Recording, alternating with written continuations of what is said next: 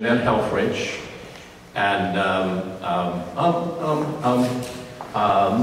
and Stuart Craig. Thank you very much. They'll be the first three. And then Jan will come back and play a little bit more, and then we'll end up with the final three, and that'll be Joel Gross and Alex Tate and David Raboy. Now, I was thinking about how to control the timing here. Because I really don't want to be, so I thought of the following, and you'll have to bear with me. I'm trying to imagine that each group is a rope, is a climbing team. And we're looking at the west face of Seneca. And bear with me, you guys are all sitting down there in the woods and you're watching these guys. Oh, anyway, that's cool. Anyway, that's me on top of Huascarán. I mean, Illimani in Bolivia. That's Michael Downey. May he rest in peace. That's Bob Ryan. Remember him? Yeah. Anyway, now, John Christian and Stuart Pregnell and Jeanette Helfrich will be going up Thais, which was your first ascent of yours, wasn't that, John? Thais? Yes. Okay. And the point is, guys, that you have to get up to the top in about 45 minutes. Because the sun will be going down around 9 o'clock tonight. And you guys have to do all your climbs and get finished. And so there will be mutual urging between you as you get up the cliff. Is that clear? Okay, well, we'll give it a try. In 1962, President Kennedy assembled the Nobel laureates from the Western Hemisphere in the White House dining room. And to this illustrious group he said, "I think this is the most extraordinary collection of talent, of human knowledge that has ever been gathered together at the White House, with the possible exception of when Thomas Jefferson dined alone." Considering those present here tonight, those who will appear in these photos, those who will be remembered, I think this is one of the most extraordinary collections of climbing experience and talent originating in DC that has ever been gathered together, with the possible exception of the reunion at the Irish Inn several years ago that you guys organized, and or when Herb and Jan dined alone in the concave. I would like to, tonight, give some personal reflections, some local connections, and then an introduction to Jan. I began climbing around 1971, and it was an experience, probably like that of, for many of you, that took me deep within myself and also opened up a world on the outside. In my case, I was going through a particularly rough, messy divorce, and that I found that climbing so focused my mind, my body, my spirit on the rock in front of me, or the ice, or the glacier, or whatever it was, that it completely displaced my concerns about lawyers, alimony, who gets the kids, and really did focus my life and give it a perspective that was much healthier, and that was very important to me. But it also, as I'm sure it did for you, beginning in Carderock, probably as most of you did, it opened up a whole new world. And once I learned how to scramble up those nubbins and cracks of Carderock, I looked beyond Mather Gorge, and it took me, of course, to Seneca, it took me to the Gunks, it took me to the White Mountains of New Hampshire, it took me to the Tetons, it took me to Colombia, Peru, Argentina, Chile, Bolivia, and even climbing the rock face of Sugarloaf in Rio. And I mention all this simply in the hopes that it strikes a chord with all of you of what climbing has meant, that it opens up a whole new world to us, and that's what it meant to me. The connections of which I speak, I'm going out on a limb here, but I'll go ahead, is a connection between my first girlfriend of 55 years ago and Jan Conn of today. Bear with me. I don't, it's presumptuous, but that's where I'm going. And this connection, bear with me. This connection is between Nancy Durham and her father Jack, and Supreme Court Justice William O. Douglas, and the Washington Post, and the C&O Canal, and Carderock, and the poet Juan Ramon Jimenez, who was the Nobel laureate in literature of 1956, and finally to Jan Conn. And let me see if I can remember how this goes. I love spending the evenings. Nancy lived over in Great Falls, and her father, Jack Durham, treated me like an adult. I was 16 years old. But we would have these long conversations in the evening. I loved them, but I really didn't understand what one of his greatest accomplishments was until within the last year. He was a close friend of William O. Douglas. And William O. Douglas was a great hiker, those of you who can remember or know that, a great hiker, a great lover of the outdoors, a great lover of nature. And he read early in 1954 an editorial in the Washington Post supporting a highway which was to go from western Washington, west of Washington, all the way out to Cumberland, paving over the canal. So he wrote a letter to the Washington Post telling him just what he thought of that idea and challenging the editor of the Washington Post to hike from Cumberland, 186 miles from Cumberland to Washington, and then see if he really thought that was such a good idea. And who organized that was Jack Durham. And Justice Douglas got Jack Durham to organize the logistics, the transportation, the contacts with the authorities, and so on. And about 34 men, unfortunately it was just men at that time, including 3 members of the PATC, in the spring of 1956, made that hike. They were greeted at lock number 5 at the end of about a week or 10 days by the Secretary of the Interior. And it included the editor of the Washington Post. The Post changed their opinion, the government changed their plans, and the rest is history. And 20 years later, we have the C&O Canal. I mention it because, had it not been for those efforts and those gentlemen, it is very possible that today, Carderock would be a culvert along a 4-lane highway. I mention this because we take it so much for granted, but we almost lost it. About 5 years after this happened, Justice Douglas, this is a note from Justice Douglas to Jack Durham. Say, Jack, just take care of some details. Justice Douglas wrote a letter to a friend reflecting on that experience and also talking of his intention to write, and I want to get this right, he was going to write a wilderness Bill of Rights. I don't know if he ever did, but in doing so, he decided he was going to quote Juan Ramon Jimenez. And I want you to think about this quote and think about Jan Conn as I read it.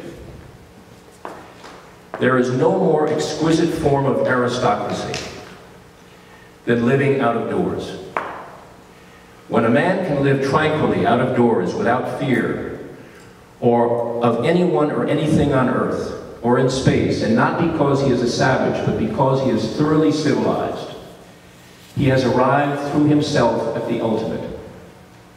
That is to say, the primal, having rid himself of all that is useless and unserviceable. Yes, this return to the primal is the ultimate to which a man can attain while he is alive. It can make him complete, master of God and himself, absolute friend to others, a poet without needing to write, without an academy. Tell me if that doesn't make you think of Jan Conn. As a leader, together with her husband, of innumerable first ascents, as well as a partner on the first woman's ascent of the Devil's Tower, an icon of climbing. As a member of the teams to map caves in South Dakota, a pioneering explorer. As a composer, singer, and player, a gifted musician. Inducted into the South Dakota Hall of Fame, but as far as we are concerned, still our local girl. I give you Jan Conn.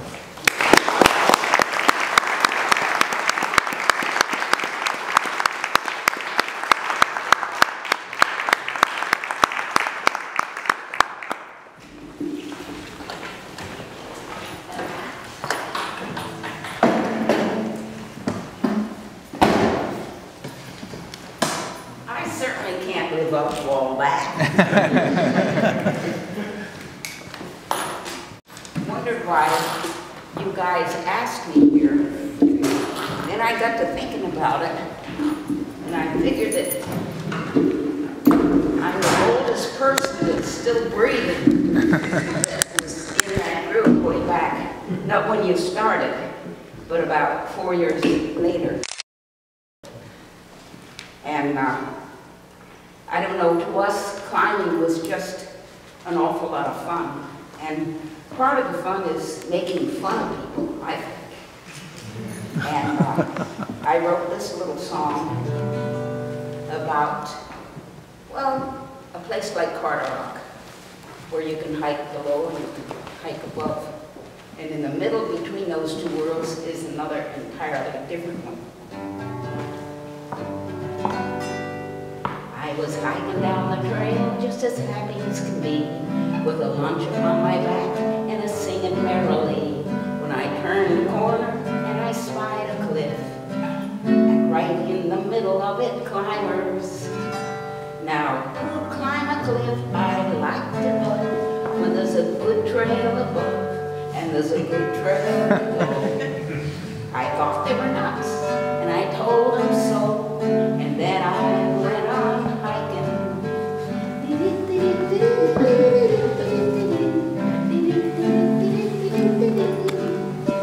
I hiked for hours o'er hill and dale, through a peaceful valley on a winding trail. I picked some flowers and dabbled my toes in the ice-cold waters of the stream. And late in the day, when the sun was low, and I was tired from hiking so, I turned my face to the homeward trail that passed beneath the cliff. I was ambling along, singing a song, when I heard a wild shout. I turned around and gazed above and could just barely make out. There were 3 little climbers, the same little climbers, and each one crazy in the head. 'Cause they'd been there in the morning, they were still there that evening, and they'll still be there when I am home in bed.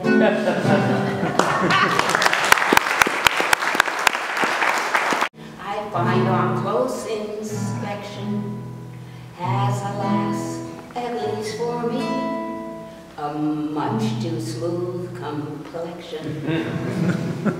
For I require, in fact demand, to soothe my indigestion, a platform upon which to stand, and bucket holes for either hand. I approach most queasily the climbs they do so easily. Where they find a finger crack, I find a smooth wall staring back. They go up the center route, using footholds quite minute. Why is it that gravity has a stronger pull on me?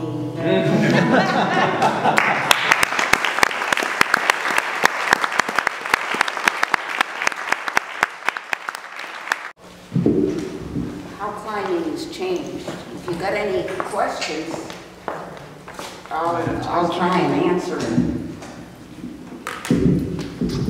No questions. Wait a minute. No. You're not going to get off that easy. Come on. Rick, did you have something you wanted to say? Well, what started getting, what got you into climbing? Well, I think Herb and I climbed out of our cribs and just kept going.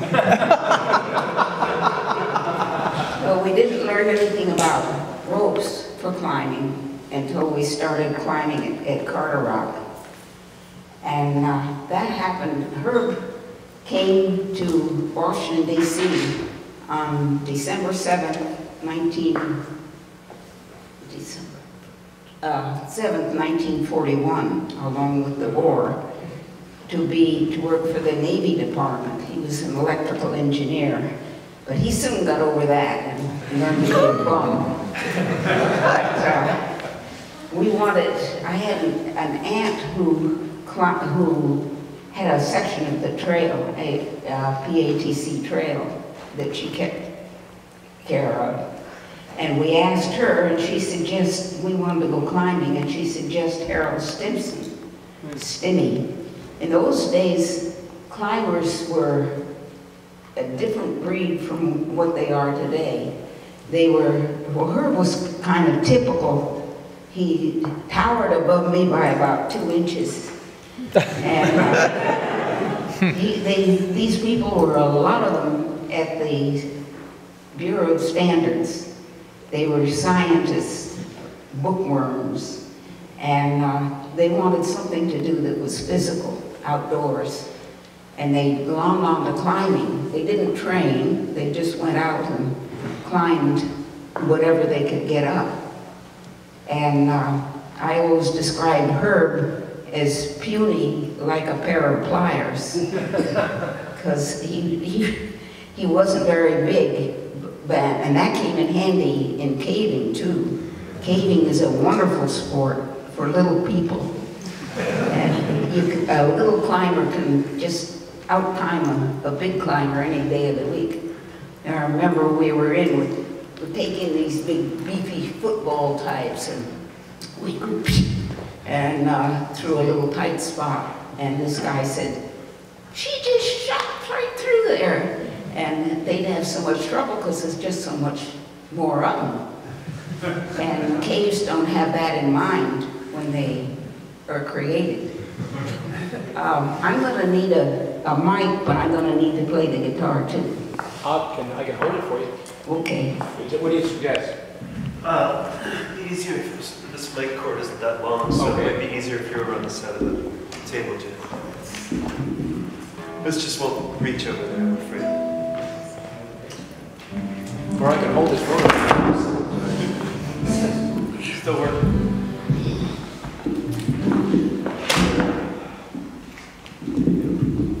Got that?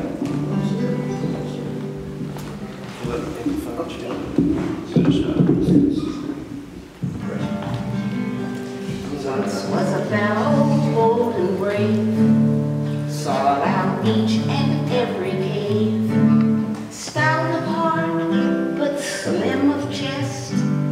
He could slither with the best, scale the domes and plumb the pits. He would never call it quits, but he had one quality the group could not abide. When cavers saw him coming, they'd run away and hide. He made such a racket when he opened up his mouth that the geese would fly north and the ducks would fly south.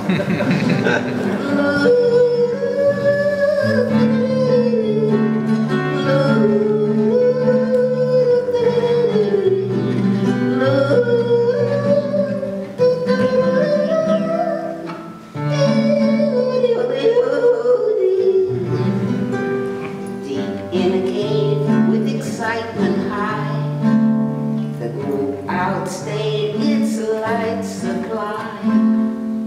On was the joy, the zest, and the fun, as the lights all winked out, one by one. There they hovered in bleak despair, till till it yodeler jumped up and he split the air. He let out his yodel and it echoed off the walls. They used it like radar to guide them through the crawls. Back through the labyrinth, our hero led the way, and he yodeled them back to the welcome light of day.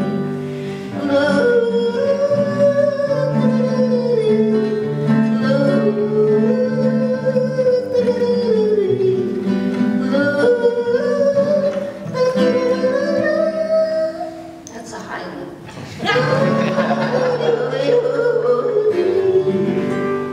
Two big caves with a stream between.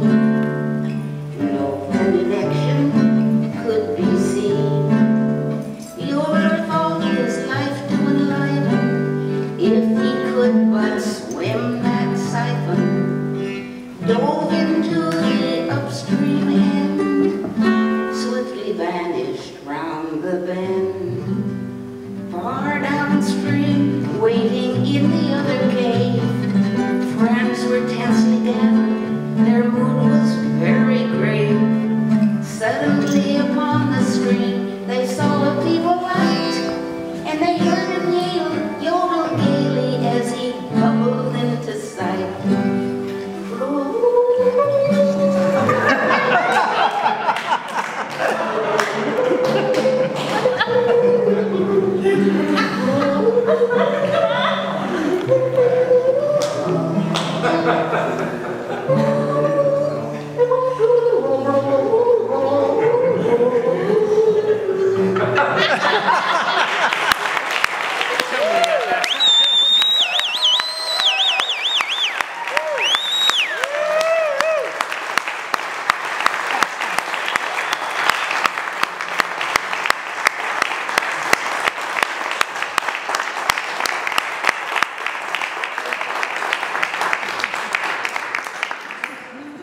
Learned a very important lesson. You have to grow old, but you don't have to grow up.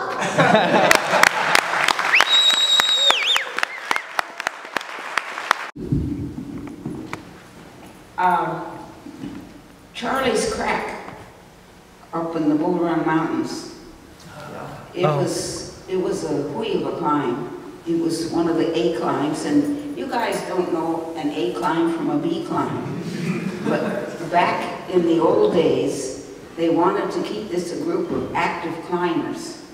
So they set up restrictions on whether you could vote. You had to climb one A climb and two B climbs. Now, A climbs were things like Charlie's Crack, Sterling's Crack, Herbie's Har. B climbs, I don't remember. They weren't quite as bad. But you had to climb one A climb and two B climbs in order to be a voting member. And I judge that isn't true anymore, so you guys have just all gone to the dogs.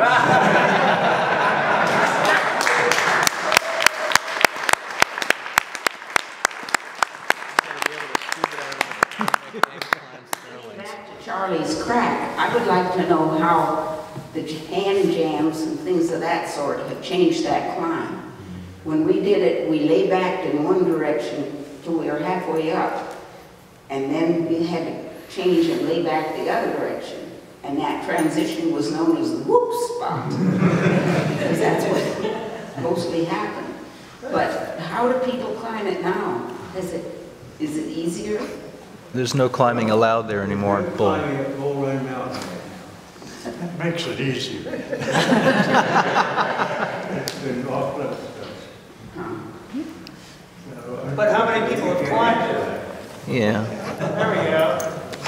Stuart, you could probably answer that question.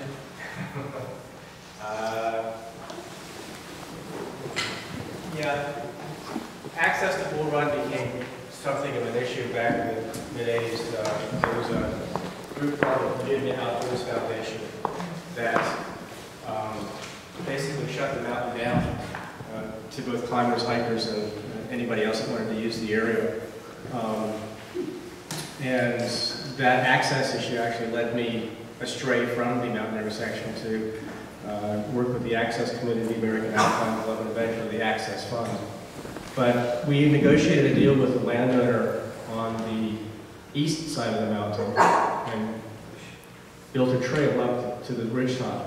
And we would come down the ridgeline with an access door up on the top and not cross the BOF land. They took the PATC to court over that because they said their deed read a certain way and we interpreted it differently. But we used to go up there in the wintertime. Climbing had become much more dynamic and athletic. So we simply monkeyed our way up. There was some hand jamming, but we didn't lay back very much at all. Well, it was a lousy layback. And I remember having some adventures on it the first couple of times I tried it. It was not the sort of climb that you could figure out the first time you were on it. I was hiking back then when I was climbing there. I think I'd agree that it was day climb. Yeah, absolutely. And I'm kind of glad we didn't have that rule because I wouldn't have been a voting member now.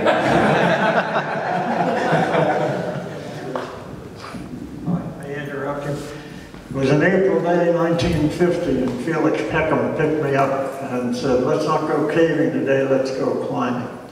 We went out to Bull Run. That was my first climb day with the PATC. And on one of my very first climbs, I was being belayed from above. And the belayer was standing up and belaying me, not tied in and standing up. But what little I knew about climbing, it just didn't seem right. I think I mentioned it to Arnold Wexler, who was standing next to me, and he said, oh, don't worry about a thing, that's Paul Brunt belaying me. Another one of the giants. But I still don't think it was the right way to do it. Where are you, Dan? Hi. No, you're not. No, you're not. No. Please, could you give us one more song? Can you? One more song? Yeah. Well, I'll sing a different kind of song. Okay. I don't know what key this is in.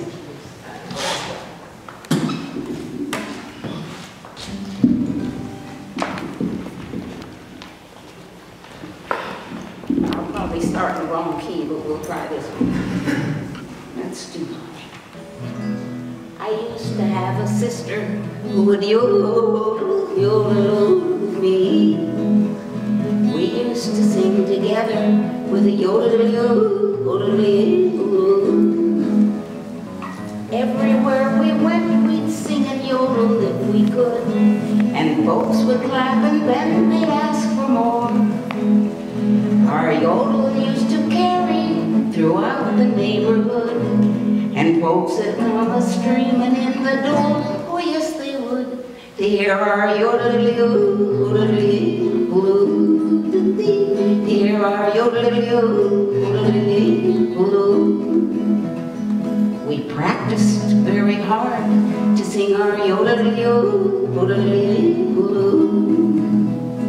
Each day we made the echoes ring with yodel, yodel, yodel. We thought that if we saved some cash and went to Tennessee, that we would be a national sensation. If folks would only let us sing on Grand Ole Opry, we'd soon be famous all across the nation, yes sirree, 'cause of our yodel, yodel, yodel. Because our yodel, yodel, yodel. But then it happened. It didn't happen to me. I still went, yodel, yodel, yodel. I still went, yodel, yodel, yodel. But my poor sister, she went, diddle, yodel.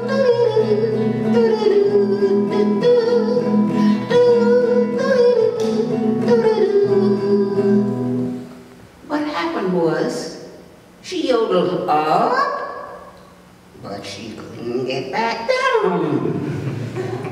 So sad. 2 promising careers nipped in the bud. I suppose I could have gone to Nashville without her, But when you're used to going yo-da-da-da-yo, oh-da-da-da-yo, with somebody, it isn't any fun to go yo-da-da-da-yo, oh-da-da-da-yo, alone.